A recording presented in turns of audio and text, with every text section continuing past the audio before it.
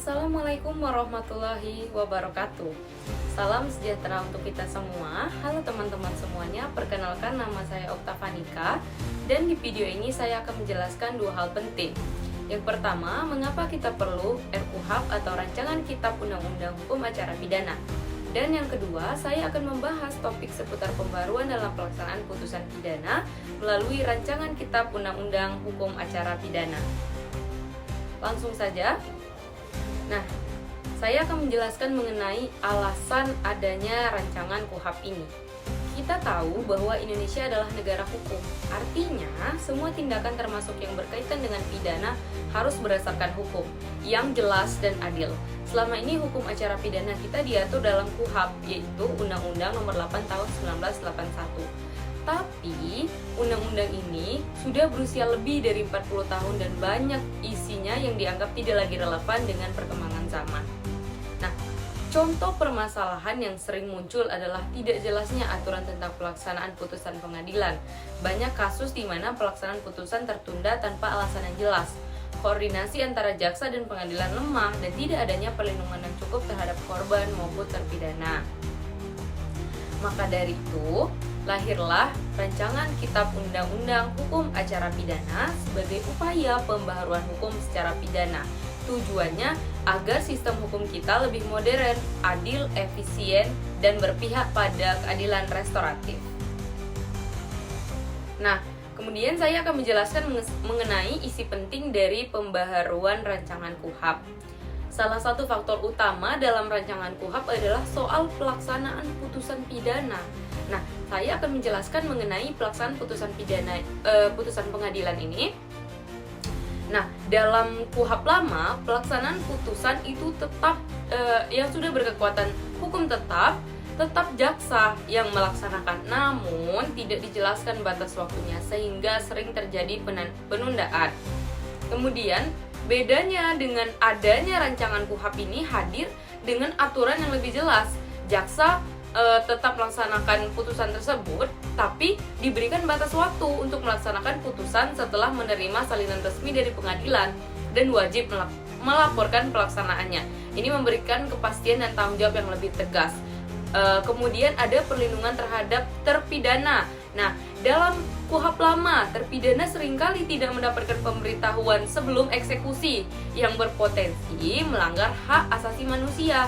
Sedangkan di rancangan KUHP itu mengatur terpidana wajib diberi pemberitahuan resmi terkait waktu pelaksanaan putusan. Bahkan bila prosesnya tidak sesuai, terpidana berhak mengajukan keberatan secara administratif. Kemudian ada peran pengadilan pasca putusan. Dulu setelah putusan dijatuhkan, pengadilan tidak lagi ikut campur, semua diserahkan ke jaksa. Nah, sekarang pengadilan tetap memiliki peran sebagai pengawas. Nah, ketika jaksa diberikan tugas untuk melaksanakan putusan, jaksa tetap harus melaporkan kepada pengadilan atas semua yang telah dilakukan, sudah atau belum pelaksanaan putusan. Nah, jadi karena adanya rancangan KUHP itu, maka proses dari putusan tersebut dapat terlaksana secara baik. Perlu kita pahami bersama bahwa hukum acara pidana bukan hanya soal bagaimana seorang diadili, tetapi juga menyangkut bagaimana putusan pengadilan itu dijalankan secara adil dan manusiawi selama lebih dari 40 tahun. KUHP menjadi dasar hukum yang kita gunakan, tapi tentu saja zaman sudah berubah. Tantangan hari ini berbeda baik dari sisi teknologi, hak asasi manusia, hingga harapan masyarakat terhadap sistem peradilan yang lebih transparan dan bertanggung jawab. Nah, inilah alasan mengapa rancangan KUHP sangat dibutuhkan. Rancangan KUHP hadir bukan hanya untuk meniadakan KUHP sepenuhnya, melainkan untuk menyempurnakan dan menyesuaikan dengan kondisi kekinian, misalnya soal pelaksanaan putusan yang sebelumnya kabur dan seringkali menyebabkan ketidakpastian hukum. Kini dijelaskan secara rinci dengan batas waktu, prosedur, pelaporan, hingga mekanisme keberatan bila ada pelanggaran hak.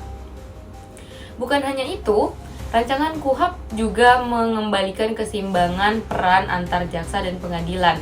Jika sebelumnya pengadilan seorang lepas tangan setelah putusan, sekarang pengadilan masih tetap berperan aktif dalam mengawasi pelaksanaannya. Ini menjadi bentuk penguatan check and balance dalam proses hukum.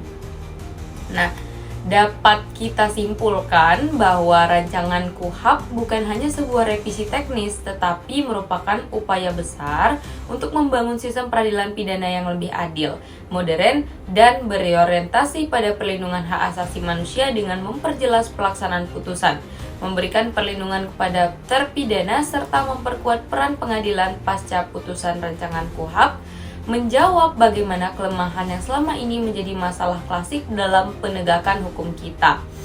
Ini adalah langkah penting agar hukum tidak hanya tajam ke bawah dan tumpul ke atas, tetapi benar-benar menjadi alat keadilan bagi semua pihak, karena pada akhirnya hukum yang baik bukan hanya yang tertulis di atas kertas, tetapi yang dijalankan dengan adil, transparan, dan tanggung jawab.